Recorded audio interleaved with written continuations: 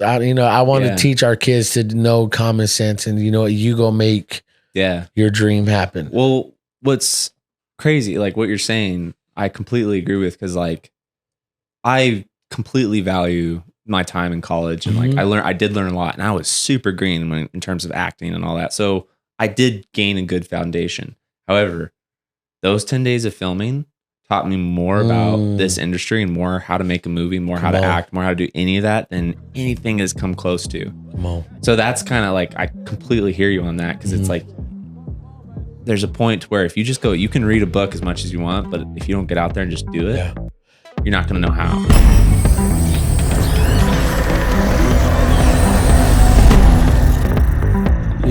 Vincent Catalina. Yeah, Catalina. Bro, welcome to the podcast, man. Thanks for having me.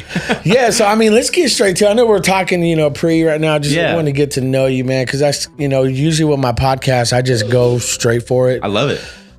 But let's get to know you, man. Where are you from? Where'd you grow up? Because I want to get into the whole main reasons why, man. But I want to tell your story first, man. People get to know you. Yeah, love it. Thank you. Tell the viewers and listeners, man, a little bit about you. Yeah. So I grew up in Springville, California, which is above Porterville, Visalia area. I went to Springville. I was homeschooled until about 7th grade. Then I went to Springville School, graduated from there, and then attended PHS, Porterville High School, Panthers. Yeah, boy. And so went there, and then we actually ended up moving out to Porterville halfway through there. So Springville, Porterville has been my hometown. And just like I said, I was homeschooled until like 7th grade, and my mom had real loose beliefs with the school system and like how that all goes. So I was encouraged to like be outside every day, and like she kind of had this philosophy of like, whatever he wants to learn about, I'm going to teach him. So I actually, when I went into school 7th grade, I didn't really know how to read or write very well. Because it was like, what do you want to learn about? Snakes. What do you want to learn about? Survival skills. And that's what she would, kind of help me, which looking back, I value it so much. And at the time, like, especially when I started school, it was kind of humiliating, because it was like, oh shit, I don't know how to read like these kids do. Or like my spelling looks like, a 5-year-old. And but now looking back, I value it so much, and it's something we almost want to replicate with our kid, because it's like, I don't know, I don't think there's any like best way for education, because I think every person's different. But I think my mom knew that, and like I was a person now, I would not have thrived. I didn't thrive in school once I started. I thrived socially, but academically. Wow. So yeah. Yeah, I know. I feel you, man. Our kids are homeschooled. Okay, awesome. All 3 of them, and we're very old school, man. Again, my viewers, I'll let you know, but wifey's been a stay-home mom. We've been married 17 years. Oh wow, that's awesome. This may be 18, so it's one of those things where I knew growing up in school for me was one of those things. I was really good at school. I was. Then I took the decline. I just say, screw it, wrong influences, people, being a bad influence on people, and so to hear that, I like that, man. Cause it reminds me right now of my son. Like, Caleb's in 7th grade, huh? 8th grade. Wow. And he's kind of the same thing, man. He's like, he's a survivor. This dude wants to be outside.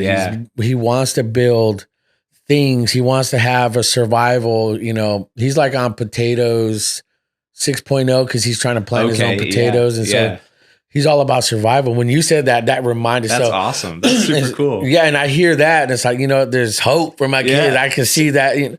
Seriously. I mean, I think I heard this thing once. I don't know who it was, but it was like, let's look at like the last 30 years of like what's changed, technology, like whatever in our society. And if you look at a classroom, like it hasn't changed, right? It's just rows of chairs and I'm not bashing the education system or anything like that, but like I do think individuality is kind of lost, because I don't know, I'm not smart. I don't know the answer, but it's like, I think there's so much importance to like, if a kid, like I was not a kid who could be in a classroom at all. And I suffered. I got in trouble a lot. I was mean to other kids, whatever. And I think a lot of that came from the fact that I was not in my environment that best would have helped me learn. I don't know. Yeah, I feel you, man. Because again, because I grew up, like in the streets, the hood, man. And when they put me into school, you know, I'm so used to being in a certain way, and it's like you got to hide that, you know. And just, you know, I was ghetto, bro. You know, Are you from here? I grew up here. I'm originally from Seattle. Okay. Yeah, so I grew up here in Fresno, but I think I've learned to, as I got older, I had to learn to adapt because a lot of people aren't like me. You know, they don't think like me, and so it's like sometimes I come off too forward and too rough. You know, but I think with you, because my kids are very. They're very old school like us. You know, they're starting to think ahead first, common sense. Because I tell them, man, look, just get a diploma. Just get it and go. Because again, I have my daughter on camera. People have heard this 1,000 times. She's one of my main editors I hire for my business. Awesome. The other two are learning as they go. And it's like one of those things. Education is important. You know, I got kicked out of high school and never went. But I'm 41. I don't have a diploma. But everything I'm doing now, the school didn't teach me. You know, the school system didn't. You know, and it's like, I'm not gonna hate on people going to school, going to college, man. But I can look back right now and say I'm not in debt like a lot of people are. You know, and there you go. If that's your goal, man, hey, shout out to you. But like I said, I don't want to knock people, man. Right? Yeah. You know, so from school, then where did after you got out of high school, when you finished all that, you know, where did like the itch for filmmaking and production, and where did creativity start? Yeah, so I kind of I was messing around on stage like in high school. It was just kind of like an accident. I started doing like these skits with my cousin Lucas, and we were doing these things, and people would laugh at us, and I started to, I didn't really realize what it was at the time. I started to really fall in love with it, and then right before I ended high school, like the last, I can't remember how high school worked, but I guess semester or quarter or whatever, I did a play for the drama department and just loved it. And then it was kind of, I was actually planning on joining the military because it was kind of like I got really bad grades, and it was like, this looks like a good route for me. It's something I feel like I'd enjoy. But then like it just was a huge shift for me of like, oh wait, like my entire life, some of my favorite things have been like my mom reading books to me and storytelling and like, imagination. And like, that sounds so childish, but it was like, it just hit me. I was like, I think I want to try this. So my wife, we were dating at the time. We were high school. We dated since high school. Nice. She had already she got really good grades, and she was going to this college down south. And I kind of was like, well, I'll just apply. And if I get in, then it's like and that's kind of how I've rolled my whole life. Like, I'll just do something. If it works, I know that I'm going to keep going this way. If this works, I'm going. Exactly. We're doing it. So I applied to one school, and it was the Vanguard University down in Costa Mesa. And I auditioned for the theater department. And it's been crazy since then. But it was funny because like I got in, and then I got into the school, and then I had to audition for the theater department if I wanted to be a theater major. And they sent me this thing. It said, do a monologue. And I didn't come from theater. I hadn't been trained at all. I didn't. And just so like, if you're going to do a monologue for a theater or like an audition for like live theater, a monologue is, from a play. But I just Googled what a monologue was, and it said, in like a movie when an act. So I picked 2 monologues from movies, and I did a monologue from Ace Ventura. Nice. Yes. Which one though? I did I'm ready to go in, coach. Just give me a chance. I know there's a lot right now, but it's all psychological, the ballerina one. Right, so I did that, and then I did this is bad, but I did a monologue from The King's Speech. Okay. Because at the time it was like my favorite movie. It just come out, and so I like did this. It was horrible. I won't do that one. But I did like the stutter, and it was really bad. And so I finished the audition, and the chair of the department, she was like, so just so you know, for future like monologue, you want to get it from a play, and like you usually don't want to pick like something that like Jim Carrey's done because Jim Carrey's Jim Carrey. Like no, So I just in that moment I learned so much. And graduated in 4 years. It was rough. I had a hard time with the academic part of the school. No doubt. Yeah. But the actual theater side, I thrived, loved it. Started a improv team there. That's still going. Had a lot of fun. And then just after I graduated, I was like, I'm all in. I'm going for it. Nice. And that's been a whole other adventure. But yeah, that was my time down there in school.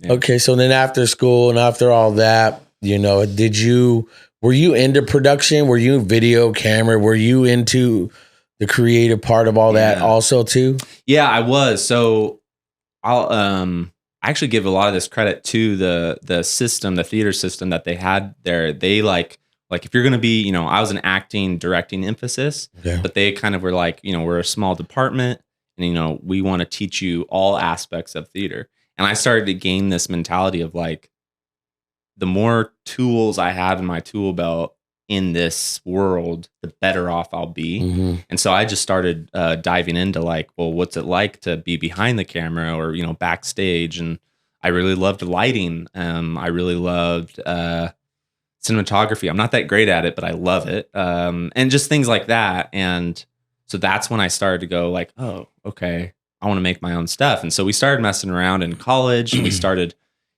talk, a lot of talk, right? A lot of like, oh, what if we did this? What if we did that?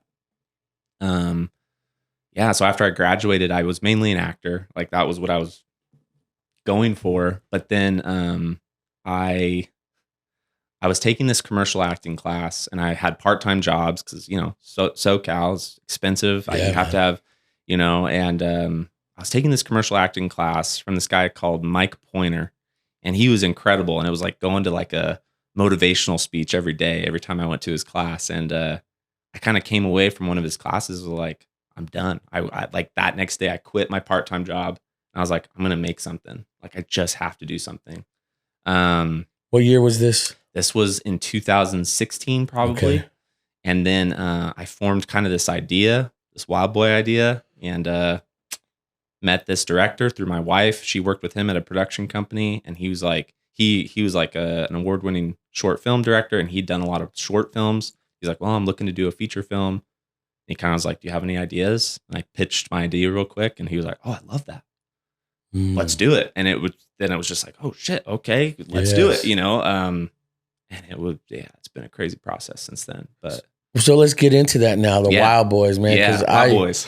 I want to tell you, man, you sent me a link and I appreciate it, man. I watched it, and I'll just tell you from dude, I fell in love with it. It progressed. Because again, when it's something new, and it's not like what you expect all the time in the movie theaters, and people, have to, and you already can tell this dude's just gonna be Brad Pitt, Fury. He's gonna be a dope, But I love that movie. But with this one though, it like you have to focus, man, and not get so caught up in the hype of what you're so used to, and support.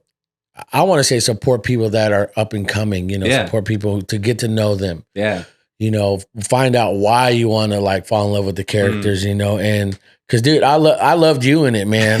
I was dying. I was like, this is legit, and as it grew, you started seeing each character development in it. And I was reading in that article you sent me, and Wild Boys comes just from your life, from you growing up, right? A big part of it. Yeah. A big part of it. I mean, obviously like the plot and the story is not true, but I heard one of the things I've heard is like, tell stories you can tell. Mm-hmm. Cause I think a lot of times as filmmakers, you get caught up in like, oh, what can I sell? What is going to appeal to the most people. Yeah. But if you want to do like good work, stand out, you gotta be true to what you are. Cause that's the only thing you can offer in this industry. Cause there's going to be someone better. There's going to be someone stronger, better looking, more connections, whatever it is. And so none of that matters.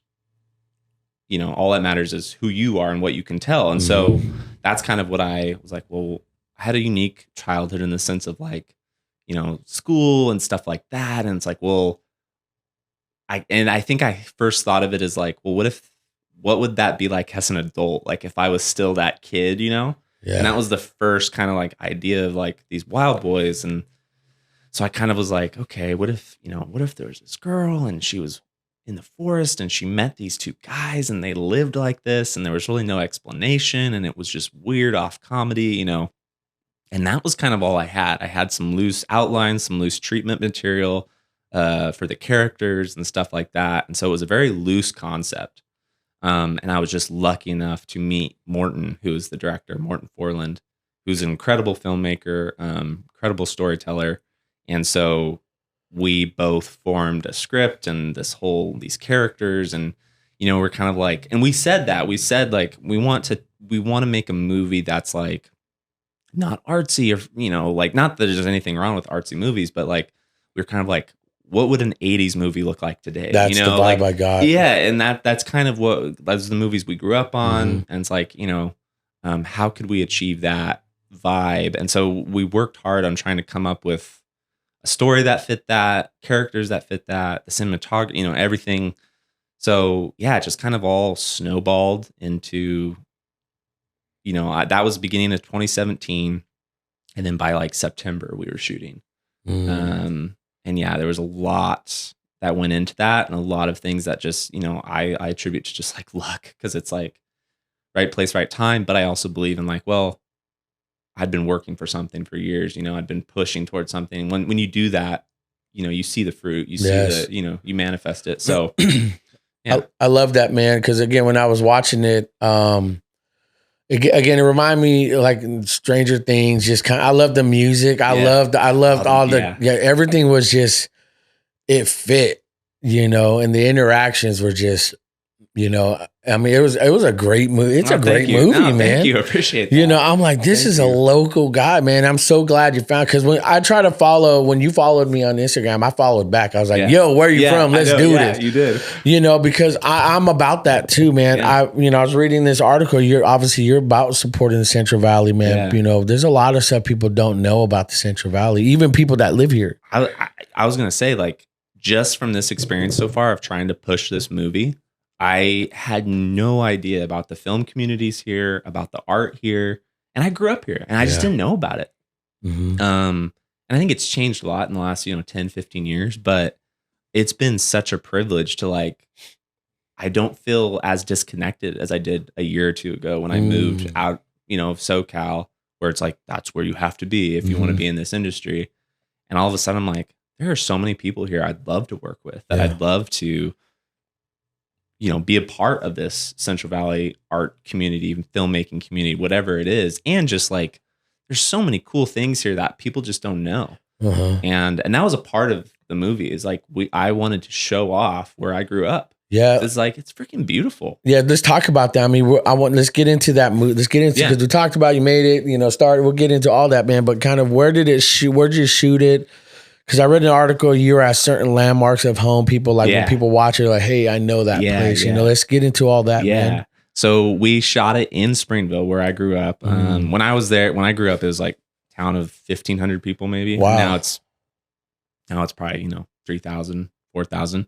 But small town, and no stoplight or anything like that. And that was kind of, when I originally was talking about the movie to Morton, it was like, that was kind of like my part of my pitch, is like, I know I can make this because of the town I'm from and the community I'm from, because we'll get locations, we'll get lodging, we'll get food for pretty much free. And not that I wanted to take advantage of these people, but I just was like, I know these people, I'm only here because of the support of this community and like this small town vibe. And so I know they'd love to be a part of making this movie. And it was hard for me, because like asking favors and like, doing that was a lot more difficult than I thought it would be. Yeah. But it was also so much fun, especially now, to like watch the movie and be like, that's Dome Rock. That's where I asked my wife to marry me. Nice. Hamburger stand, grew up there getting shakes, and that's a big part of the movie. Yeah, that is. Wants to get a shake from them, and like that was my favorite shake growing up, peanut butter fudge, and that's in the movie. The Giffords Market, that's where everyone gets their gas. That's where everyone, if you go through Springville, Giffords, the park, the hamburger stand. And so we flooded that. And, it was just like, went to the hamburger stand. Oh yeah, sure. You can film here. Giffords. Oh yeah, sure. You can film here. Like, no big deal. And you can't do that in LA. You can't do that in SoCal. You can't probably do that here in Fresno. It would be hard. Yeah, it would be hard. Yeah, you can't, man. One thing I love, again, I'm that type of person too, man, especially with the pod, is I want to tell people's story. I have this saying, I like to tell the story behind the glory. Only people see the business, the success, the good movie, because you went through a lot of trying times. Because 2017 to now, it's been a long time. That's a long time. There's a story behind it. Everyone thinks, oh, Vincent made a movie. He's he's look at that. Oh man, look, even the haters are, oh, look at him. Now y'all don't know what I've been through. Yeah. I mean, I think both me and Morton, sometimes we want to like do that, like shake someone and be like, you don't understand, you know, like how hard this was. No, but I mean, we ended up going into shooting with about 30 grand. Most of it already spent. Didn't have much for post. That was through like crowdfunding. We did win a grant right at the very beginning that kind of got things rolling. That was $5 grand. And so that's what we had to work with. And like, that is nothing. Like, so for example, an ultra low contract for like SAG-AFTRA in the film community, an ultra low, I think, is $1 million. No way. To like $1.5 million. And that's ultra low. So $30,000 is like nothing. Yeah. And so that we pulled it off. We did it in 10 days. And so this whole movie was shot in 10 days. 10 days. 10 days plus like, a lot of the drone footage was done. Like that was all like 2 years later. Okay. All the stuff in the sheriff's office, that scene. So crazy story. We were ready to go. I think it was August to film. And I literally went to bed, orchestrating everyone coming up the next day. And at 4 a.m., I wake up to the smell of smoke. And I was just like, I knew before I even opened my eyes, I was just like, I grew up there. I was just like, shit, like, no. And I go out on my in-laws' deck and they like, you could see up the mountain and there was just this orange glow on the horizon. And I was just like, no. And I called Morton. He's of course awake already and getting ready. And I'm like, there's a fire. I guarantee you this is all halted. He's like, well, let's check. And sure enough, it was the pier fire. Yeah. Back in a big one up there. And it started from someone stole a car and lit it on fire, rolled it down a mountain. And it was an area where the firefighters had always said, like, if this catches fire, it's going to be crazy, you know? I remember that. So yeah, we had that fire and we lost about 10 grand in terms of like rentals and money we couldn't get back. We lost actors because of schedule. Yeah. We actually were going to shoot with 2 cameras, but because of scheduling and the fire, we only ended up shooting with 1, which actually worked out better. So that was crazy. Didn't mean to go off on that story. No, that's fine. That was insane. But we pushed it back to September. But when we were supposed to film, we were kind of like, well, we have to do something. Like everyone's ready to go. What do we do? So we all instead met in LA that weekend and we shot the sheriff scene in a production office. And that's where at the time Morton worked, and Retrofit Films. They're the ones that kind of grandfathered us through this process. They helped us out financially and they kind of were like, just guided us along the way. And we were really privileged to have them, and they let us use their office where they were just like, oh yeah, sure. if this is happening, go for it. And so we made a sheriff's office. Yeah. Anyways, that's crazy. That's crazy. It was insane. You couldn't tell. Cause one thing I love about it, man, everything had a nice flow. I love the colors, man. What camera were you guys shooting with? So we shot an RE Mini. Yeah. Lucky. Yeah. That's dope. Yeah. So the grant we got. Did you buy that? No. You had to rent? Yeah. So the grant we got was, I was like, can I borrow it? Sure. Was through LMU. That's where Morton went to school. And it was like an alumni program. And we got $5 grand, but then part of the grant additionally was a kit. And that was the kit. It was a RE kit and we were actually renting another one. And that's where the money we lost because of the fire. And so we ended up just shooting with the schools. Which was fantastic.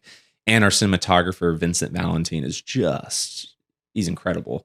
And so, yeah, we shot on that. And that was like, Kate, our lead actress, like first time she looked at monitor after a shot, she like looked at it, and she went to school with me. We knew each other through improv and all this stuff. And she looked at us. She's like, "It looks like a real movie." Yo, it is a real movie. Was like, "Of course it does." Like this is what we're doing. But coming from college and hadn't done this, was everyone's like first big project. Wow, it was just like, wow, this looks actually legit. But we were shooting on a mini, so yeah, man, that helps. That's so dope, man. Because again, the quality, everything was just.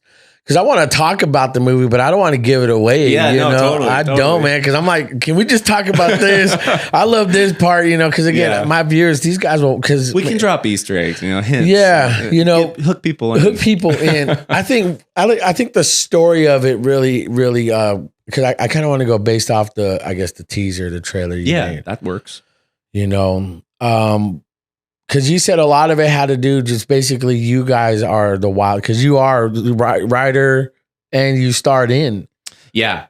Co-wrote it, starred in it, and I guess produced it. And then it's just, running around all day with trying to make sure everyone's happy. Are you in your costume? Oh, yeah. It's like, I don't know if I can take you serious. You're in a thong right now. Yeah. I know I'm mostly naked, but please, focus. I promise, whatever. I'm in charge. But it was a blast. And like, honestly, I don't remember a lot of it because it was like so high stress, but also like one of the best memories of my life. It's hard to like compartmentalize all the memories, but it was so much fun. And like I said, we were staying in like the cabin we shot in was my in-laws cabin up there in Ponderosa. All the crew and cast, we stayed in a friend's cabin up there in Ponderosa, and then there was another cabin that someone like, it was just all like, oh, what do you need? We'll help you make this happen, and so that was just incredible. And with the fire, it was like, hey, sorry, we're not going to be here for 10 days. Is the cabin available? When's the cabin available? It's like, oh yeah, sure. How can we help you? That's awesome. So yeah, I mean, so you starring in it though, because you're running. No, you're good. You're running around. I mean, do you have the barefoot that's like used to all that? Yeah, because you guys are doing dead sprints. I'm like, dude, yeah. I pay attention to those details. Yeah, no, that's great. That's a great question.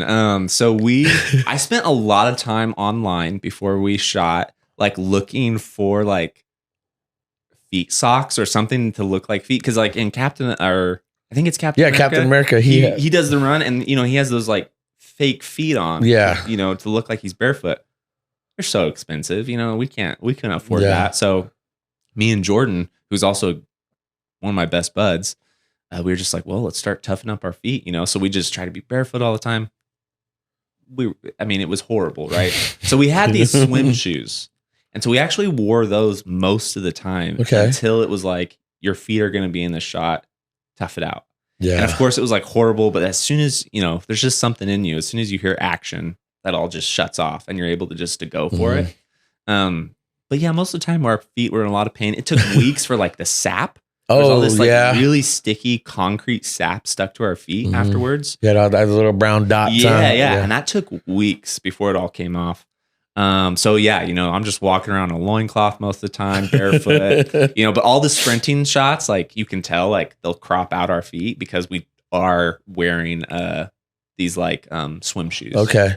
Yeah. I like the creativity in it, man. Cause again, I'm a type of guy, I look beyond just the movie. I look at the shots. I look at that's good. Thank cinematography. You. I look at everything that you can tell you guys took time to set this up, you know, and I love your sequences, everything you guys put into it, man. Again, it's one of those things where I'm a type of dude, and a lot of creatives they see past just the shot of the movie, just being, just entertain me.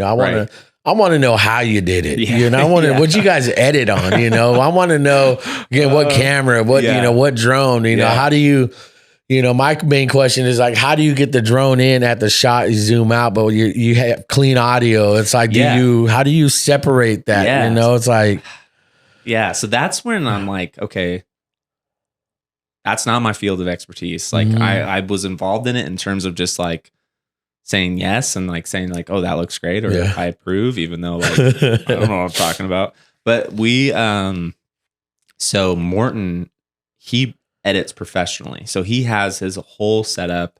So he actually did all the special effects, all the color grade, all the editing, and then we used a DJI drone, and that could do 4K, obviously, and so with the anamorphic lens on it, and so he just knew he could line up those shots and make it look clean and the same.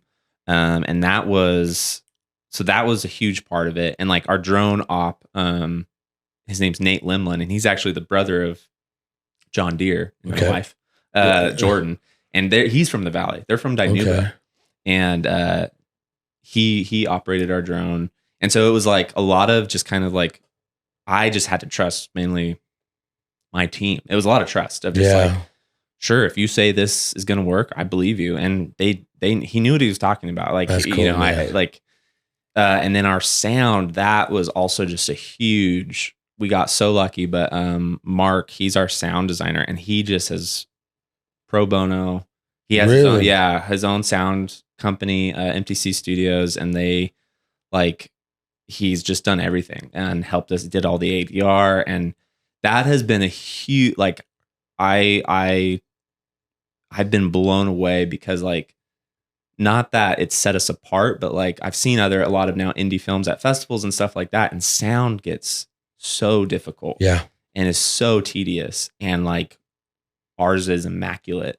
And some of our stuff too was rough. Like all the Hamburger and Gifford stuff, they couldn't shut down business, and they couldn't stop all their machines.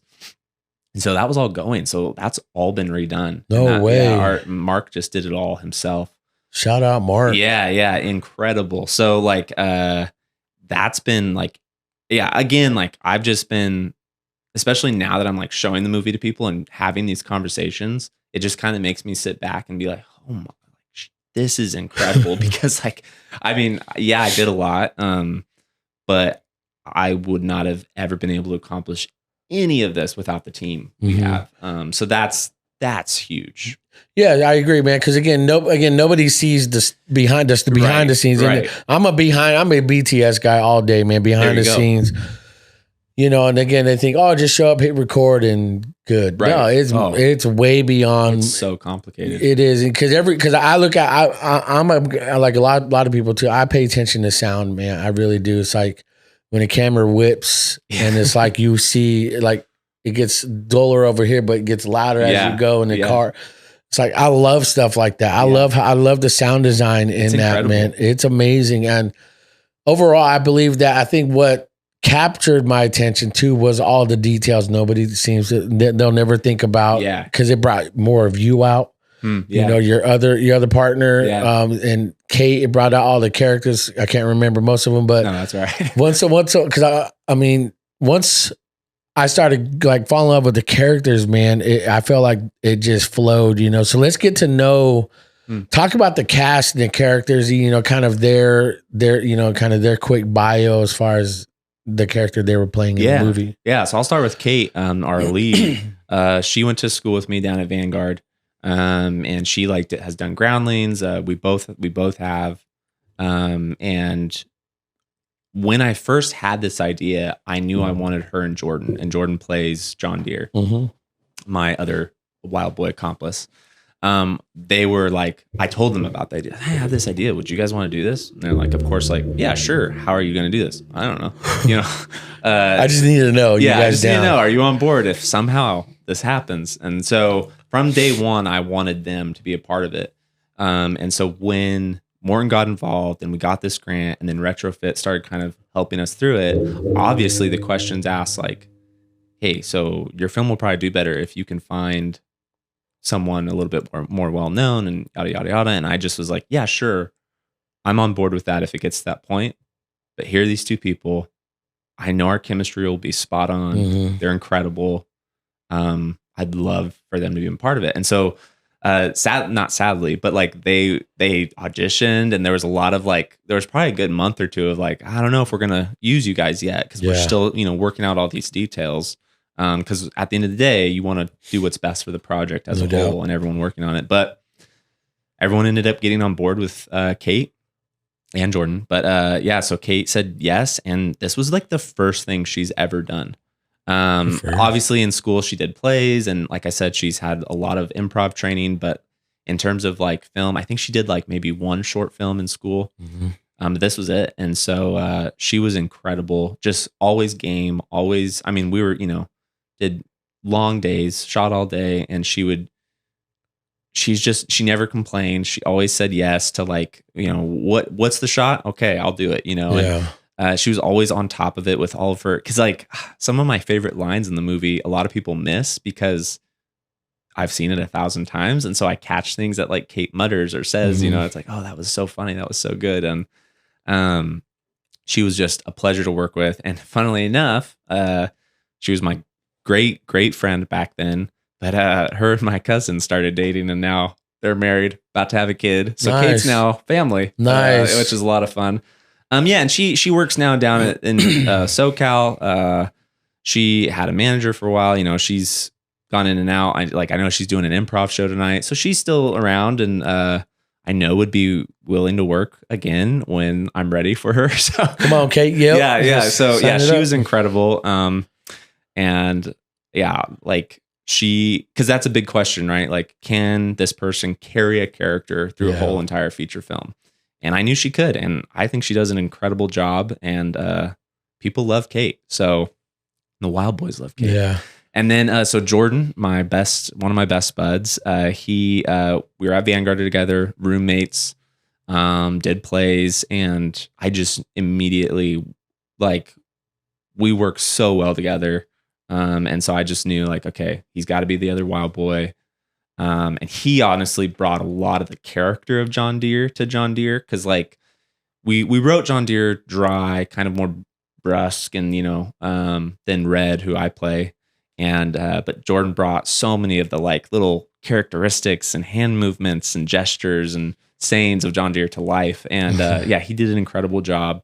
And actually, John Deere and Axel are like my two favorite characters in the movie. Now that if I'm stepping away, and looking at it as a whole, I think they're hilarious. Yeah, and so Jordan, he's a dude, that guy, he writes, he's a filmmaker. He actually shot a feature film last year up above Visalia at his family cabin, and we were up there for 10 days. Kind of very similar vibe, but that's like a horror thriller. Wow. But yeah, so he and his older brothers, they own a production company and they make stuff. And so like I said, one of his brothers flew a drone for us. So he's constantly making stuff. He's written a book.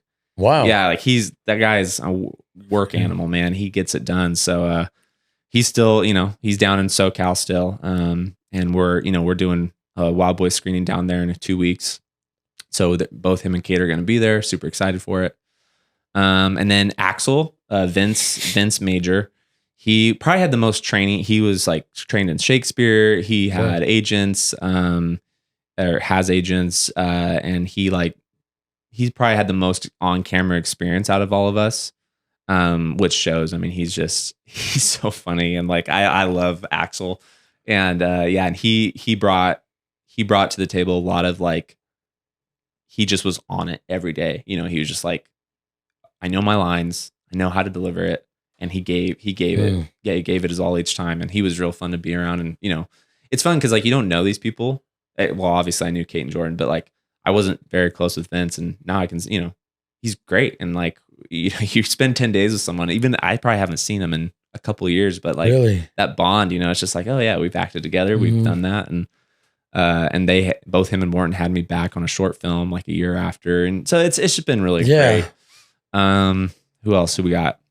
Alyssa. So our Sheriff Maggie, this was her first thing ever.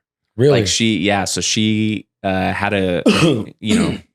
her career in, I think she was in like the video game industry, and she just was like, I want to be an actress. I just want to try this, kind of for fun. And so she just had this real like, really good vibe when she walked into to audition. And I immediately was like, oh, she looks like she's from Springville. Like, so that was a big part of it. And then she did her lines and did her scenes, and it was like, she's great. Like, she has this raw talent, this raw charisma, and we wanted to work with her. We just had a good feeling, and she's been amazing. She's just been such a huge support of our film. She's so excited.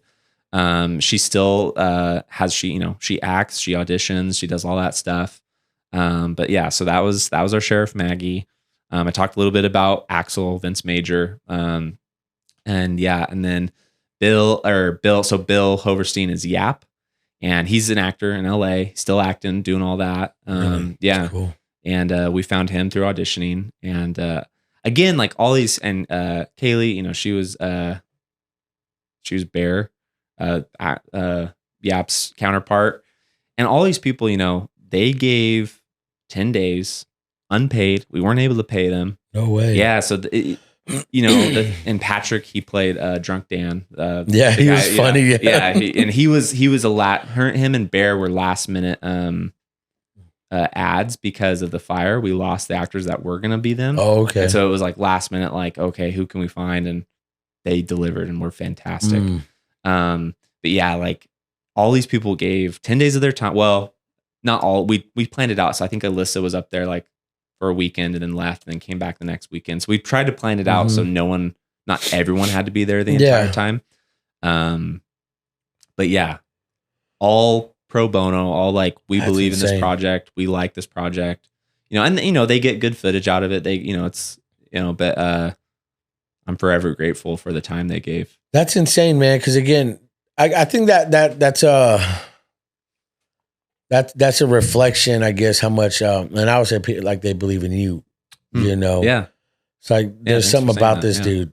There's something about this person. You know what? I'm gonna do it. Let's do it. And because again, what little I have experience in the media world, I come from news, and all these anchors are big headed about themselves. It's about them. Yeah. Producers, directors, they make it about them, not knowing that the little guys, the photog, the editors, the floor crew, the people that it's like, they make you look good. They're making it happen. Yeah. But to get a guy that's like, no, man, you actually want us to look good. And it's like, I mean, again, I guess it's a testament to your character and who you are, Thank you. Appreciate it. And for someone to give up 10 days, like, and just, it takes a lot. It is a lot, man, because you got to reschedule. You're not getting paid. So I was like, I don't know, man. I love that. To me, when I hear stuff like that, man, all the more reason why I'm happy to have you on. All the reason why I've watched it and understand more. It's like it makes sense. Oh, thank you. It really does. Yeah. And I love the fact that you have a heart again for the Central Valley and for the community, and it's like you want to give back too. Yeah. And again, maybe get into that, explain that. Like, what do you hope to get out of this? How are you raising money for it now to do screenings and release date, like the official release date too, right? Yeah. Did we talk about that? Yeah. So, that's hard, right? Because like I said, we have no budget for marketing. And I've kind of just been like, well, I'll do my best with social media. I'm running our social medias, and that's like, it can be a full-time job within itself, So yeah, I immediately was like, well, I want to show off this film to the Central Valley because first of all, it's where I'm from. I feel like people in the Central Valley will like this movie. And like, I think I would love to look back someday and be like, oh, I was a part of the change of like, oh, you don't have to be in LA or in Hollywood to make a movie or be in that world. Not that I dislike that world, but like, I think it's cool. Like, oh yeah, I'm from the Central Valley. I got a group together. We made a movie, and you know what I mean? Like, and so I think that's something I want to get more plugged into. I don't really know what that looks like in the future. I'm a very kind of like, we'll see what happens type person. I just know if I'm giving my all, it's going to be something. And so, yeah, here on out, I'm doing my best to just like get as many screenings in the Central Valley. We kind of all, as a team, our producers and director, we kind of all were like, let's give this our all for a year, end of 2023. Let's kind of let it then play out organically. Stop spending so much time, So this year though, I'm going to try to get as many screenings in the Central Valley as I can. So we had one in Porterville, we had one in Springville. We're going to have one in Merced in May. I'm still working on Fresno. I've talked to a couple people. I talked to someone at Fresno Filmworks, and they were super receptive, but they're just now starting in-person events again. And so, yeah, I'm just kind of putting my feelers out there and just being like, right now I'm looking for spaces that will do it for free because we just don't have that money. Which I see it as like, so like, we're actually going to show it in Porterville again at the Barn Theater, and it's a small community theater in Porterville. That's where we did it, and they gave us the space for free, and then they got all concessions and all that stuff. But I mean, we filled the house, and so the plan is we're talking about doing another one there, and it's going to be a fundraiser for their next show. And so that's kind of been the approach I've been having, especially with like community theaters. It's like, if you have a space where you can play this and the sound is decent, the screen is decent, this can be a tool for your theater, because like, you know, you don't put out anything. All right. You don't pay any money, yet you can say, hey, come watch this movie. It was shot in the Central Valley. At least one of the filmmakers will be there, and we're going to raise money for our next show. And I think that can be transferred over to anything. Right. Yeah. And so that's kind of, again, I don't know what that looks like, but that's kind of the vibe I'm trying to go for. Yeah. I've talked to theaters and Bakersfield, Lindsay, you know, so I just keep kind of reaching out and saying, hey, this is an option. No pressure, but I'd love to, you know, you'd help me, I'd help you. I mean, I like that, you know. Have you hit up any news stations here in town? Not yet. I have a guy. Not yet. I can connect you with a good friend of mine. He's an anchor at Great Day. Okay, yeah. And he's an anchor, and I have another guy that has a connection at 2447. Okay, yeah. You know, I'd love to do that for you. I'll hit these guys up. That would be incredible. I'll give him your contact if that's fine. Yeah, that's totally fine. And then I have a buddy of mine, Micah Dialey, Central Valley Podcaster in Merced. I found him. Yeah, you hit him up if you're up there. Maybe do like me, like a week before or just something like that, and just announce it, man. Because I know he'd love to have you on there too. Yeah, I think he just started his new season, I believe. Okay. You know, again, I want to help you out, man. Because again, this film deserves the attention that, you know. I mean, look what you put into it. You talk, I'm listening, and I'm like, just keep talking, dude. Because I'm like.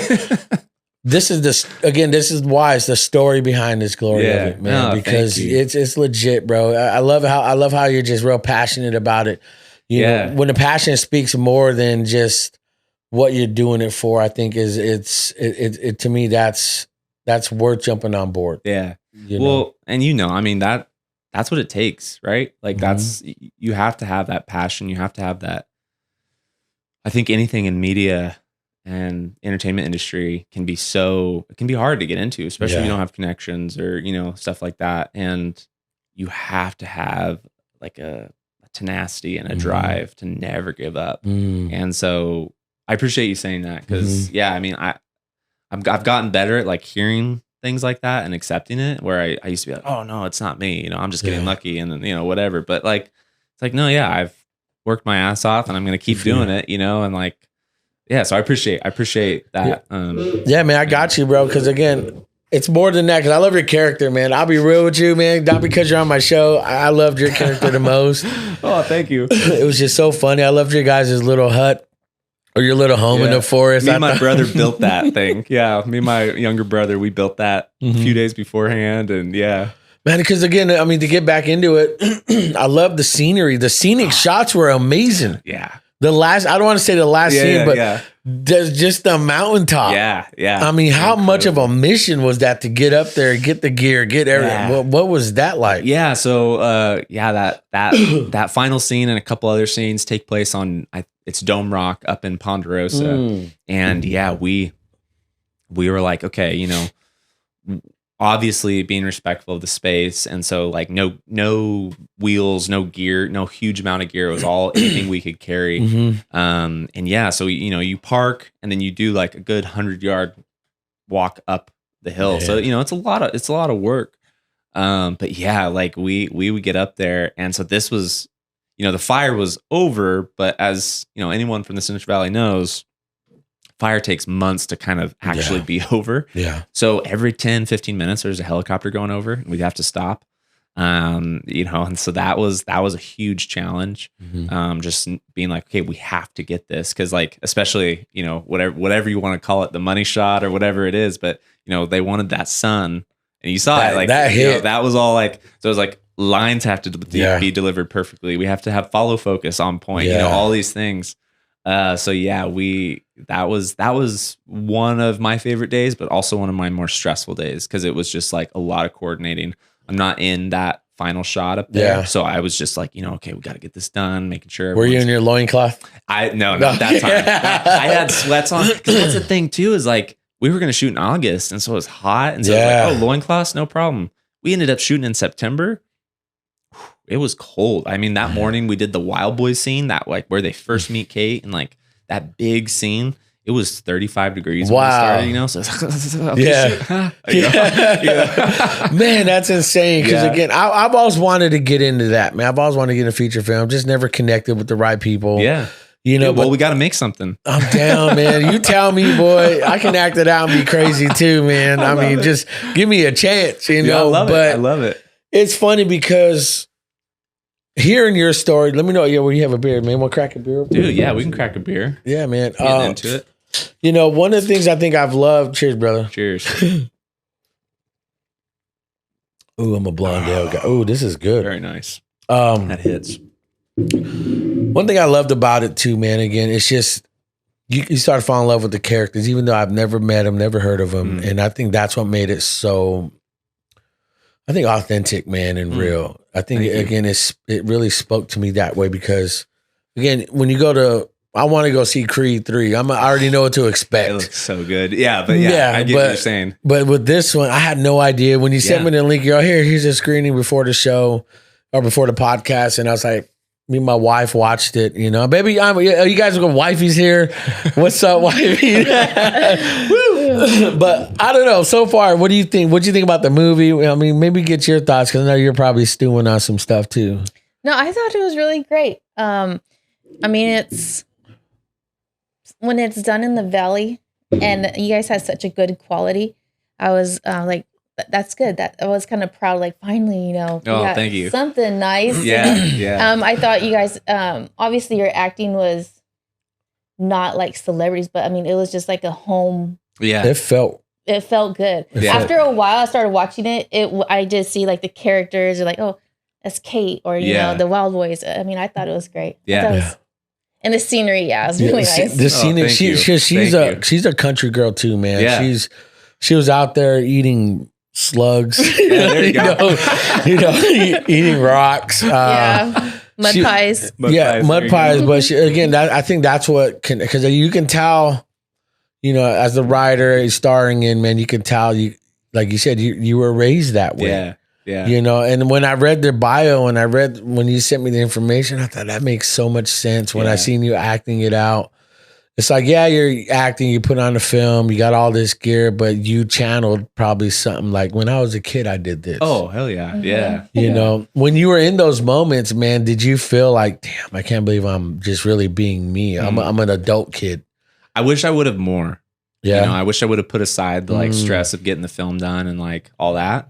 To have those moments more, but I definitely had them. I definitely I know a good memory for me, and like where that really came out was like the scene where we stop and Kate's like, oh, I need a break. Captain calls a break or whatever. And then I hear the birds and I call the kind of bird. Those are real birds. That's crazy. That's the real calls. Cause I bird watch and I know for the bird watching community, I'm not that great compared to what some of these people know. And like my cousin, he's like an ornithologist and does all that stuff. Yeah. And so I'm not even on that level, but I kind of do it as a hobby still. And so, like putting that in the movie was big for me. Cause it was like, and like also the thumb, she does that thumb trick, and like my grandpa, that's fun. I like that one. He was a farmer from the Central Valley. He did that to me all the time. So it was that was a very like a big kind of shout out to a lot of my childhood, just that one scene alone. So I remember that moment of just being like, oh man, I'm doing what I love, my passion, with people I love, where I love, and like that, even now thinking about it, it's like, oh yeah, wow, that was a good moment. And even thinking about it, it's like, I need to think about that more. I'm glad you're on talk about that. Do you ever just sit down and like ponder those moments? I need to more. I need to more. I have that personality of like, I'll achieve something or something good will happen. And I almost immediately am just, hey, what's next? Yeah. What's next? I'm guilty of that too. Yeah. And so my wife all the time is like, no, like be happy, get excited about what's happening. So I need to more. And I do. And like, it's fun to talk about it. And I think I've started to do these moments more because I've been talking about the film so much and people have been asking me questions. And it's like, oh, well, yeah, actually this was really special because of this. And it's like, how have I not like talked about this or thought about this myself, Yeah. I know, like in saying that thing, because you've been doing screenings, so a few screenings, man. Yeah. What has been the reaction? What has been people's thoughts about it after? Yeah, so that was, man, I was so nervous before our first public screening, which was in Springville. We wanted it to be in Springville because like that's where I grew up, that's where we shot it. So obviously there's not a theater up there. So we did the memorial building, we got a projector and all that jazz. But I was so nervous. Like I was shaky. And I usually don't get nervous even before performing or any of that. Or when I have an audition, like I don't think about it. But I was like, I felt like it was before a basketball game when we were about to run out, back in high school. I felt like that. And it was because I realized like, oh, these are the people I care about their reaction and like what they think the most. And that's been true for anyone in the Central Valley who's seen it. Cause it is like, I want you to know that like this is kind of my, like, I want to keep doing this. I want to make more movies here and it's only going to get better. But like, this is good, right? Right. And so, but yeah, people have. Yo, tell me, come on, I'm asking you, really. Be serious, tell me the truth. But yeah, I mean, people, I think, obviously people are biased, especially because like I have a huge family. And so that first screening, half of everyone in there was my family. Rightfully so, man. Yeah. And I'm so grateful for that. And like, I think people are liking it. We're getting great feedback. We've had people say things like, we had someone once tell us like, oh, it's like an Adam Sandler movie that he used to make. Or we had someone say it's immature in all the right ways. And it's like, oh, we did that. We set out to do that and we did it. Great. And yeah, like people, it's interesting to like, you think, oh, this is the funny part. We're going to write this, or I'm going to hit this moment.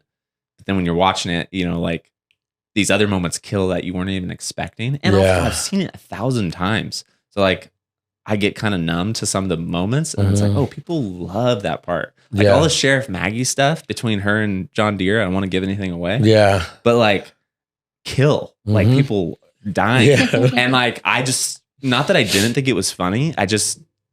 You're used to it. Yeah, you were just so like, I forget that that's a joke. You know what I mean? Yo, I mean that's cool. I'm glad you got the react. How about this? If you get a screening in Fresno, I want to do a remote live podcast. Oh, hell yeah. That'd be awesome. Because again, I've said this before, I take this whole setup right here is portable. I love this space. Thank you. Yeah, man. So we'll do a live podcast and we'll talk to, if you have any other co-stars, writers, directors, anybody there, we'll talk to them and just kind of let you guys take over the night, that man. Would be awesome. Again, I want to support you guys. If you get a screening here in Fresno, man, count us in. Yeah, that's my plan. Like, because Fresno's one of the biggest cities in the valley, and I think it is the biggest city in the valley. And so, yeah, that's the plan. Is I want to get a screening here. I'd love, like, the dream is to like get more than one, to like maybe do some type of like, I don't know what you'd call it, run, maybe, it's like, oh, it's going to play over a weekend or over 2 weeks of like, and I'd love for it, like, because I get it's like, okay, we can't pay for a space,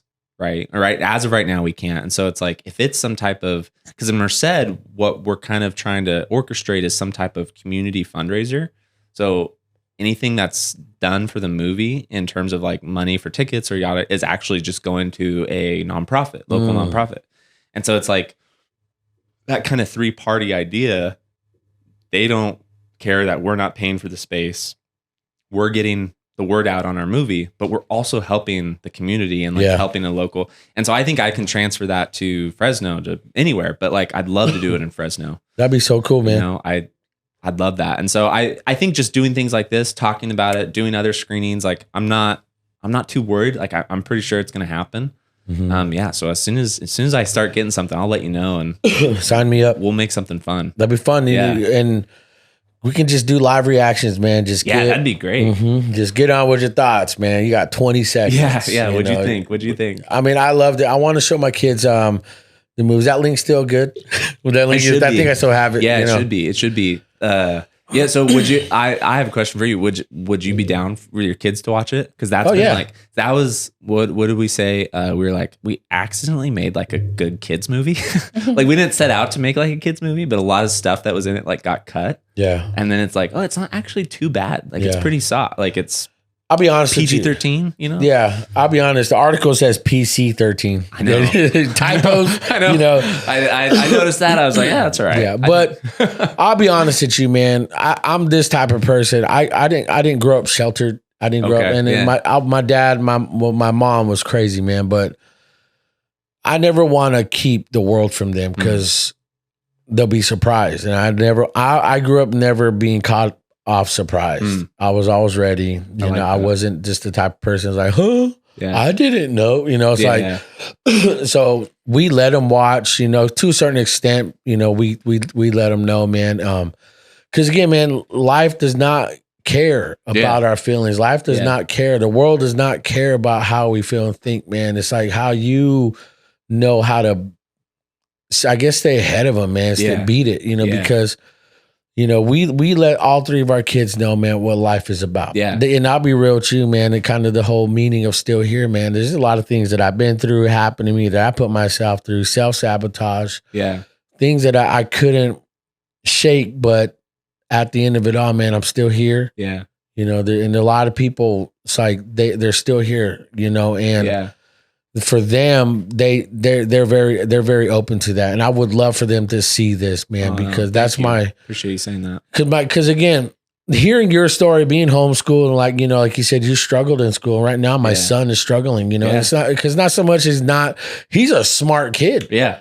He's intelligent to where he's learning to build certain things, survival. He's about survival. That's awesome. Legit, he has his bug out bag. Oh yeah. He's that guy. We would have been friends if I, That's what I'm saying. That's awesome. And he's just one of those guys that's just meant for something else, and I was like, look, as long as you know how to read, as long as you know how to write, as long as you know basic, I know basic math, my wife's like, why don't you go get your GED? I was like, I guarantee I will fail.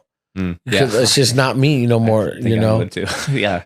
So the math I know is like when I'm scaling or I'm trying to do certain things in editing or whatever, it's like, to me, it's just, I want to teach our kids to know common sense and, you go make your dream happen. Well, what's crazy, like what you're saying, I completely agree with, because like I completely value my time in college, and like I did learn a lot, and I was super green in terms of acting and all that. So I did gain a good foundation. However, those 10 days of filming taught me more about this industry and more how to make a movie, more how to act, more how to do any of that than anything has come close to. Come on. So that's kind of like, I completely hear you on that, because it's like, there's a point where if you just go, you can read a book as much as you want, but if you don't get out there and just do it, you're not going to know how. Well, I think it's the application. Yeah. It's like, you hear that saying, wisdom's the application of knowledge, man. If you don't apply it, man, you'll never really learn and do it, Yeah. And I think guys like me and you that just don't, I didn't go to school for none of this. Yeah. I didn't. I got kicked out of high school, and I got expelled from high school, and I ended up serving community service at a church. Just you got to clean this church for 5 years. Wow. I had to go to prison to do 5 years. Yeah. So they reduced it eventually, but dude, I was there just cleaning, being a little janitor, and they're like, Cruz, jump on the camera. We need somebody. Way. So I'm like, what do I do? Just this, and follow. I'm like, confused. Yeah. And then the next day, it's like, hey, we got to do another one. You can be here again, right? Like, yeah, just jump on camera. So I was there. So for that first week, I fell in love with it. Yeah. That's an incredible story. Yeah. Then after that, I never touched a camera until we met, got married, and I was working with the church there, and we just started doing video production. That's awesome. And it's like we started teasing, doing fun videos, and it's like we started editing on Video Explosion. Only had 2 timelines, So, but then we started making cool stuff with what's it called, the DVS tapes? Oh yeah. Or if you called, I think it's those. But it's like that's how it started. Yeah. And then I grew up in church, learning that stuff. I get my first job. I applied for a job at Channel 26. Oh wow! Back in 2006, and my resume was nothing. I worked in construction, my dad, my whole life. So the HR guy was like, "I see on your resume you didn't graduate high school. You don't go to college. You have no experience with news and camera. But why should I hire you?"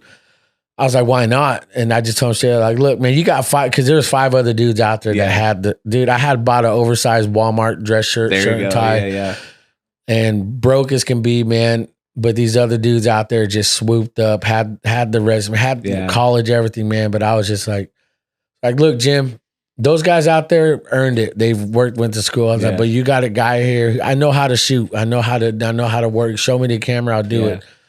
I was like, you get to teach me what you want.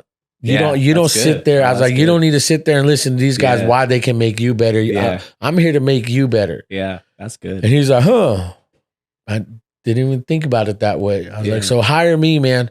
I was like, you guys will get what you want that week. I love that was on that Friday. I was the first one too, so I had to set a standard. Yeah, right. You know, and I told him straight, I was like, Jim, you're gonna remember this interview. You're gonna think about my interview when you talk to these other dudes. I guarantee you. Yeah. So after that happened, he called me. I think it was that Friday. He's like, Mr. Cruz, what's up, Jim? He's like, how do you feel about starting Monday? Woo. I was like, let's do it, man. I'll be there. Yeah, that's so cool. Yeah, so it's one of those things, man. I think I've learned how to just make it. If I'm gonna make it work. Yeah, you said that. I guess this is what I'm good at. This is what I know. Yeah, this is working. And so since then, I got into media. I got into production, and I didn't really know what, because like you said, what's a monologue? I had to Google it. Yeah, right. You know, what's B-roll? What's a lower third? What's this? What's that? It's like, what do you mean? Vosot. What do you mean? It's like a sot. What does that mean? Yeah. Sound on tape, fool. Yeah. You know, it's like, well, I don't know. Yeah. You know, it's like they talked to me, so I had to learn as I went. You know, and I think that's why hearing you now, man, this is why I feel like I hope and pray, I believe, man, that this movie will get the attention it deserves. I 100%. I appreciate that. Yeah. I mean, I have to say too, like when you reached out to me, I checked out your stuff. I've listened to your other podcasts and stuff, and it's my own ignorance, right? Of like where like I said this earlier, where I was like, I didn't know what's in the valley and what's coming out of the valley, but I was shocked. I was like, production value is like incredible. And like, I love it. Like, this is amazing, you know? Thank you. So just kudos to you guys. And like, this is so cool. And like, I imagined, a few years ago when we were trying to figure out like, okay, what's going to happen with this movie? How are we going to, I imagined this, right? I imagined like being in the Central Valley and like trying to be like, well, I want to stick to my roots and like, pump this out in like a good way that like is for communities from where I'm from and stuff. I don't know how that's going to work. And so to sit here and like be talking about this with you and like, it's a surreal moment because it's like, you're right. Like, it's that thing of like, just go out and do it. Like, if you want to, you have to just go do it. And like, you're going to fail like over and over again. And like, that's just part of it. And you can't be scared of it. Cause like, I was just talking to my friend today, Winter, and she was like, we were talking about like, especially with like actors, like there's a lot of like, there's a lot of complaining that actors do. Like, it's like, I bet no one is telling you to be an actor. Yeah. Like you're here of your own choice. And like, if you don't want to work for it, like then leave. Cause like I'm here and I'm going to like, I don't care what I'll do whatever I need outwork to do. them. Yeah. So I just appreciate your words, man. Cause like, you're right. Like it's the nature of the game. And if you don't know how to, if you don't learn to adapt to the game, man, that game will move on without you. And I think I've learned too, man, to be patient. Like you said, when you get success and you just move on to the next one. Yeah. I mean, I don't know if you know my full story. If you want to hear my whole still here story, of course. I have a COVID podcast. I got COVID and I died, bro. And so it took me out. I watched that first. Okay. Yeah. And so, but I think I've learned to take things as they are, like moments like this. Because again, I'm not like this dude that wants to go be cool, go viral, have all the boys, all, it's like, no, man, this is something I intentionally want my family to grow up in, and it's like, people ask, hey, how do you get your kids involved? She wants to be there because she wants to. Yeah. Because I'm not making her. Yeah. And it's one of these things where she sees what my line of work, me and her mom do. I make my kids feel left out. It's like, oh, I want to play. When we're your kids, I want to play. Yeah, there you go. And then they do that. And that's a mind concept. That's a concept. That's a mind or a mind trick that I've learned. Like, look, man, if you want to be involved, man, I'm gonna go have fun. If you guys want to come, you're invited. Yeah. And they want to do it, and so, and I think I've learned, to take things at the moment, man, and not just, all right, on to the next one and forget, like you said, I never really sat down and thought about it. It's important. Wise. That's wise. Mm-hmm. Yeah. And again, I'm 41. I just started maturing maybe 3 years ago. Honestly, there is hope for me. How old are you? I'm going to be 30 in July. Good for you, man. Yeah. I'm old. I'm 41, bro, and so it's one of those things, man. Just, I know some men just mature late, you know, and that's the truth. And I think with this pod, man, I've learned not to just say things and not live by it. You know, I want to be the guy when I say it, that's it. That's my word. Yeah. You know, I'm committed. When I tell you I'll be there, dude, I'll be there when you do it for other screening because I'm a man of my word. You know, I'm very traditional. I'm old school, you know. It's like we don't have that no more. And again, it's not like, again, I want to go viral. Yeah. Hit it big. It'd be dope. It'd be a perk. Oh, yeah. But the reality is, man, like you, like me, like what I'm trying to do, man, the impact I'm having with people that telling their stories. Yeah. Because I have local restaurant owners, artists, you know, content creators, you know, filmmakers. You know, you're my first one, filmmaker on the pod. It's like, I want to tell that story, man. It's not about me. Right. It's about the Central Valley, man. Right. And I've always hated it when I moved here. I've always wanted to leave. But one of my buddies, man, he did all my artwork here. It's incredible. Yeah, shout out Roski, man. He just made me fall in love with downtown and Fresno. The reason why he loves Fresno, you know. And so I think that's kind of that's the reason why behind all Still Here, man. And to tell people Still Here story, you know. Let me ask you this, man. Yeah. Where's your wifey, the support from her? How much was that from her, like when you were shooting all this? And dude, I would not. I mean, toss the wifey the flowers, man. Yeah. She'll be watching this. So here's my mentality on that. I would say I would not be here without her. Also, if I didn't have her, I'd probably be in a car in LA, living on the streets, trying to make it as an actor, right? Like I know for a fact I'd be doing this no matter what. However, I have a home, a kid.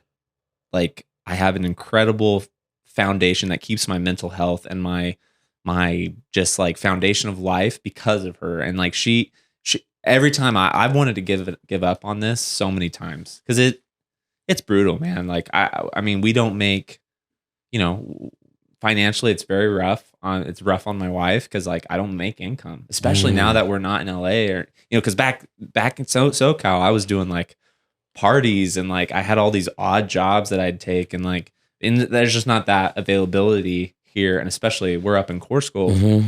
But she just, you know, when I have those moments and those times, she just tells me, no, like, that's love. Right you can't. Yeah, it is.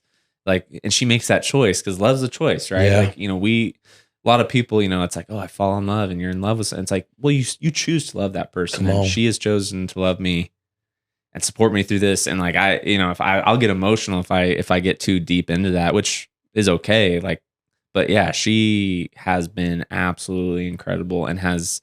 I mean, she's actually, I mean, this wouldn't have happened without her because she worked at this production company and she became friends with Morton and she just got us together for a breakfast and was like, hey, like, I think you guys should meet. And also we're all friends, like, you know, let's hang out. And anyways, yeah, she's been incredible. And like, you know, I definitely have, like, I'm hard socially. Like I don't like social, you know, so before I came here, she's like, just be chill, you know, relax, just pretend like it's one of, you know, just What's your wife's name? Emily. He's been chill. He's been relaxed. Yeah. Right when you got here, we sat down for like a minute, but we just started talking. It's like we started rolling. Yeah. You know? So you're doing great, man. Oh, thank you. Thank you. Yeah. I overthink things and I get in my head and I struggle with pretty bad anxiety and just like, I don't know. I should have been to a therapist, but I've never been to a therapist. But you know, I struggle with things, and she's always been there to help support me in that. And just like, and it's hard because I struggle with a lot of guilt, right? Because like, I look at her, and you know, she has her days. She's not perfect, and she has her days of just like, oh, like, what are we doing? You know, like this is crazy, and like that kills me because it's like, well, it's my fault. It is like I'm chasing a dream. A goal that is putting so much stress on us, but at the end of the day, she always is like, well, no, I'm just stressed. Yeah, I'm stressed, or I'm feeling this pressure, but like, you can't stop. Like, don't, you know, I know who you are, and you wouldn't be who you are if you stop and, you know, give up or whatever. So yeah, I'll be eternally grateful in her debt for the rest of my, you know. Well, I don't think I believe, because that's my wife. Yeah. You know, it's like I was following a dream. I started following my dream like 6 years ago, 7 years ago. Yeah. Wow. And it's like, I'm 41. I'm following my dreams. I'm like early 30s, you know, it's like you don't usually see that, you know, because it's like, you got to get a real job. You got to be the man, kiss my ass. Yes, I feel you. You know, it's like, but you know, you know, like when we got married, it's like my mother was like, you need to get a job. telling her daughter that. It's like, no, I'm not raising latchkey kids, man. I'm not. These kids just come home and just latch the key and you all right, wait for mom and dad to get home at 6 o'clock because they're working all day. Yep. I mean, there are families and people that don't have a choice, and my heart goes out to them. But we started young. We got married young. It's like we intentionally, purposely chose to struggle. Same. Yeah. For this, for the family. Yeah. You know, because we knew it's going to suck. Yeah. You know, 10, 12, 13, because we were married 17 years. I would say, honestly, the first 14 years were the hardest years, man. And things just started getting better for us, you know, because I knew. And for anybody to come at me different because, you're stuck at a 9 to 5? Yeah. Sorry, not sorry. Now I'm not doing 90% of the work, but I'm getting paid more than you. Yeah, there you go. You know, to me, it's one of those things where it's like, that's following a passion. That's following something that, you know, look, I don't see the light at the end of the tunnel. It's not my job. And maybe I can tell you this, dude, it's not our job to see the light. It's not, man, because we get so focused on, because then social media is the worst because you see everyone's success.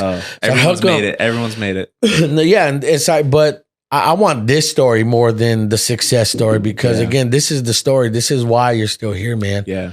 You know, I love the fact that you have the supportive of your wife, man, because again, I would not be here if it wasn't for mine. Yeah. You know, even when she had every right probably to leave me. Yeah, exactly. Yeah. You know, but she's like, no, man, she believed that they believe in us. Yeah. You know, and so this whole thing of be the man needs to work, the man, dude, that's out the window. Yeah. Totally. And it really is, man. That's that old traditional life, man, or this culture that's, I believe, is dying because there are better ways to make money. Yeah. You know, and it comes down to just how bad do you want it? You said it. Yeah. Yeah. And, you know, like I have a kid, you know, it was our first kid, and he's going to be 2 in March. And like, on top of what you're saying, like, I also, what am I going to show him? You know, what am I going to show when I'm old, you know? And even at, like, let's say that this is it, right? Like, I keep just rolling hard on this, but you know, this is about, it's always going to be a struggle, but like, I know it's going to teach him something and show him, like, if you follow a passion, and like, if you're not going to work, if you're happy with what you're doing, that's more important than like the money you're making or the job you have.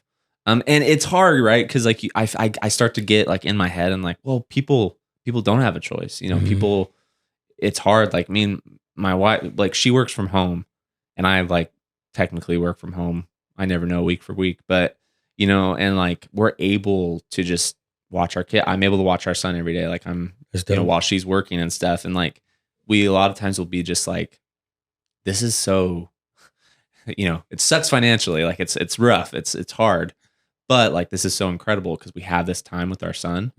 But like, people don't get that choice. Yeah. You know, people don't have that luxury. And like, I don't really know what to say to that, because it's like, it's hard out there, man. It's really hard, but still here, you know, like, you just got to keep going for it. And if I feel like if you feel something, like if you have a passion or an idea, it's hard to take that leap, hard to take that jump to go for it. But when you do, it feels good. And like, things happen, you know. Let's go. You know, and my man is Paul reaching. We're going to take an offering. Cash App in the bottom description below, because that's so real. Yeah. You know, sometimes we get caught, and this is what I'm guilty of even now, man. It's like I get in my own head. It's like, they're doing better than me. They're this, they're that. Or how come I've done the hard work. How come they? It's not my problem. Right. You know, and we live in a world where people just don't mind their business, and I'm guilty of not minding my own business. Same. Oh yeah. You know, but the reality is there's something that I want, and there's nobody out there that's going to give it to me. Oh, yeah. You know, there's nobody out there to say, here, you worked hard. Right.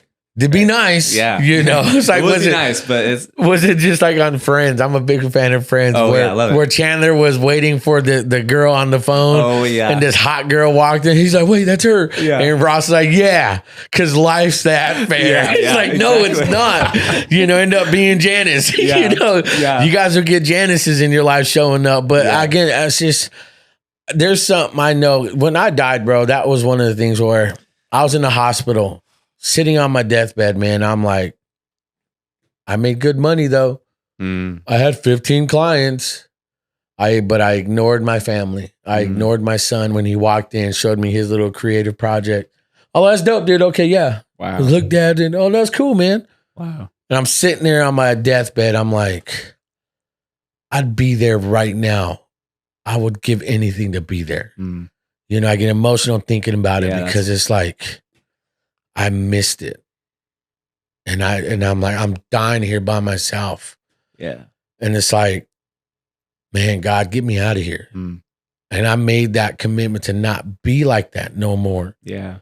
No amount of money, man, can take away with what you and your wife are doing for your son. Yeah. And for you to follow your dream, to make this movie, man, to make this film, that will not go unrewarded. That's going to come in. That's going to come back to you, man. I'm going to tell you 100%. In any way, form, man, whether it be next level feature film or just be like you see your son actually do it. Yeah. And honestly, that'd be it. That'd be enough for me. Yeah. And that's how it would be, I'm working to be that person. You are, bro. I'm telling you right now, man, I see it in your work. I saw it in your character. I saw behind the script. Thank you. And I see it now, man. Dude, well, I'm glad you're still here because, dude, a lot of what you've been saying, that means a lot, man. And it's things I've needed to hear. So I appreciate your words because that's incredible. I think, I get so caught up sometimes on the stress or anxiety of like the financial situation I've put my family in because of this dream. And I'll sometimes be more focused on that than my kid.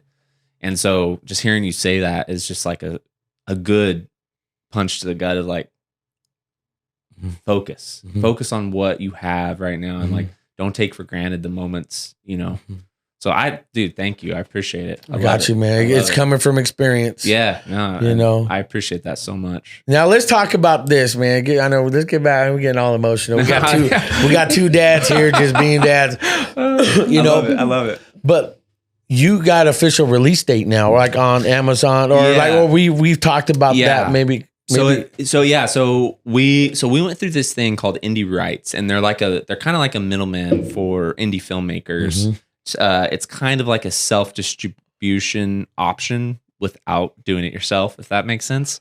So instead of like, because if we were to self-distribute, we'd have to get in contact with all these platforms, pitch our film, show our film, try to get it on, and like that is a huge nightmare and mountain. Excuse me. So Indie Rights, you give them your film, and it's a great, just like I think it's 80-20. We get 80, they get 20% of whatever it makes. And then they're showing our film to these platforms or presenting our film to these platforms. And then it's still up to the platform to choose. But anyways, yes, we have been approved by Amazon Prime, and the film will be available to rent on Amazon Prime very soon. We don't know the exact date. But within a month and a half, it will be there. Awesome. And we'll do a big like announcement and, put it out on social media. And that's the biggest thing is for people to, it sounds so like, I don't know, thirsty or whatever, but like follow us on social media. But that's like the only way. You have to do that, man. You got to get past that. Yeah. That's like how we contact everyone, how we announce like what's happening. So follow us on social media. Yes. But yeah. And then we'll announce like, it's available to rent on Amazon. And then there'll be, after that, it'll be a couple other platforms we're not sure of yet where it will be available to rent. And then hopefully, fingers crossed, eventually you'll be able to stream it. And again, we just won't know until we know. And then we'll announce it and do a whole thing. But yeah, it's super exciting to the thought of like being able to go. Because like anyone can, especially with Amazon Prime, anyone can put anything on there. Yeah. It's very easy. But the path we're taking is a bit more tone with the algorithm. So it'll be a bit more pushed. And the more people that go on there to click it, rent it, leave a review, doesn't even matter if it's a bad review. The more action we get on there. Reviews, man. Yeah, exactly. The better our film will do. And like you kind of mentioned, like, and then we can make another one. Cause me and Morton already have like another one we're wanting to make. We want to shoot it kind of local, hopefully, up in the mountains again. Very different, more dark comedy, very kind Sign me up. Yeah, dude. Yeah, seriously. Exactly. And see, y'all need a crazy Native American. I'm your boy. I love it. Mm-hmm. This is why I love what we're doing right now, because like, you know, we have been like, oh, we're going to need a bigger budget for this. Like, how's this going to happen? But I've kind of known like me doing this is going to give us a path to making this next one we want to make. It's not a Wild Boys movie. It's a totally different story, it's about a man and a raven. But anyways, I can't wait. We'll talk after, maybe. That's G14 classified information right there. We don't want to talk more about that. But anyways, it's coming, and it's gonna be available to rent. Amazon Prime very soon. We'll make the announcement. Follow us on social media. Tag me, man. I want to share it. I will. And I will. Let me know. Give me like dude, I'll share a teaser for you. I'll shoot a stand up and I'll promote you, man. We'll have so Morton's making a teaser, because I think on most social media platforms, if you want to like pay to promote, it's like 60 seconds, no more than that. So he's taking a teaser from our trailer, and then at the end of it, he'll have like on Amazon. So I'll share that with you. And our producer Joe, she's incredible. She's been working on like how to handle this kind of marketing thing, and she gives great advice. So yeah, we're gonna like kind of swing it to where it's like, as soon as we have another screening, because if it, like, let's say tomorrow I find it on Amazon Prime, it's available, we probably won't announce it until like next week at the screening, or when it's like a bigger deal. More ears on it, more eyes on it. Exactly. Instead of just like social media, and I hope people found it. Exactly. So yeah, I'll be sure to share it with you, let you know. Yeah, send me you're whatever. In the loop now from here on out. Let's go. I want, like I said, like I've been so kind of I feel super almost ignorant, but like I've been blown away about the talent and stuff that comes out of Fresno specifically. And I live up in Course Gold, 30 minutes, 40 minutes away. 30 minutes if I'm driving. But yeah, I'm so excited. So thank you so much for having me on this show. I'm pumped. I'm honestly so excited. This is dropping this Friday. This is gonna be quick. And I'm gonna share. You've seen my show. Teasers just leading up to it, man. And so just dimes and just nuggets you've been saying, that's man. Great. But I want to tell you, man, it's one of those things where I'm glad you hit me up. Because this is really where my heart and goal is for this, to support local creative guys like you. They're just in the grind. It's the grind, man. Yeah, and so, but at the end of the day, man, you'll come out, man. It's like, you know what, that made me better. And so, and I think with you being on here, I'm so happy to know you, talking to you first, seriously, meet in person. Yeah, it's fun to be doing first this. Time. Yeah. But look at the conversations we're having, and so you let me know. I will. When I got you. If you do a screening here, you let me know, man. And my buddy Justin, he wants to act. He wants to do that. Trust me. Yeah, he's the guy I'm gonna get you connected with. Awesome. With the news station, man. He'll definitely do a piece on you, man. So definitely we do this thing on the pod. Last words, last thoughts, man. Somebody listening and watching, where they find you, all the good stuff, but like, tell them, man, like, speak to them, man. Let them know, man, whatever's on your heart and mind. Yeah. So all the wishy-washy stuff, follow me on Instagram. My name, Vincent Catalina, or Wild Boys. Help support us. We're going to be making more projects. We're going to be pushing out Wild Boys, and we love your support, but also more important things. Never stop. Just, if you have a passion, and whether that's something that is a hobby or is an actual, whatever it is, share it, talk about it. Don't be afraid of it. Cause I think for a long time I was afraid. I would like say, oh, I'm a filmmaker, or not even that. I'd say like, oh, I'm in the entertainment industry. Cause that seemed more safe to me than saying like, well, I'm an actor. Cause like, freaking actors suck, man. But you know what I mean? Like, so I just, don't be afraid of your passions. Don't be afraid of who you are. Cause I think I think the most important thing is like who you are is the most unique thing, right? Because there's no one else like you, and that's what you have to offer. So use that, embrace who you are, and just keep after it. Get it done. Get her done. Get her done. I love that. What about you, baby? Well, I did want to say at the end, the credits, I really liked that little cartoon. Oh, the 8-bit. Like, the cartoon. Yeah. That was dope. I was like, y'all need to do like a series just on that. I feel awful right now. I don't know the name of the guy who did that off the top of my head. It's in the credits. But yeah, we found someone to make that, and absolutely like we watched the whole thing. Yeah, right. Like it was still part of the movie. Yeah, it's so funny because when that happened, so that was like the plan from the beginning. But then I hadn't heard about it, and Morton hadn't said anything to me. And like almost a year went by, and all of a sudden one day I just get this email from him. He's like, "Hey, look, these are done." I was just like blown away. I was like, "This is incredible." Man. This helps tie together because like some of the video game stuff kind of like isn't through, like you forget that she's a gamer, but then bam, that just ties it all in. Yes, that's right. You're right. Yeah, you know, and I actually man, it'd be so cool if they did have that. We've talked about that. I thought like, man, I want to download that. Yeah. No, that'd be so dope. Cool. That's cool to hear. We've talked about like, can we make this a real like little, you know, little app, man. Yeah, little app, fun game you can play after watching the movie or whatever. Good for you. No, thank you for saying that. That's really encouraging. Like that. Yeah, thank you. What else? Is that it or no? I'm glad you guys got connected. I mean, I think that's really cool. My girls, you know, they are stay home. They do schooling here, but it would be nice to have them do other stuff and experience other things. Yeah. And they have the privilege of being home, and they have so much free time because they get done with school. It's like, I want them to try stuff. Yeah. You know, they're in this environment all the time, but it'd be nice. Like, well, do you want to be in front of the camera? Yeah. Or do you want to like my son building stuff? Like, I want to be able to provide and give him an opportunity to do whatever he wants to. Yeah. Even though if it's not what I want to do or what I want him to do, but I was like, just try it. That's awesome. That's awesome. That's so cool. Yeah. I love that. And again, we want to lead. I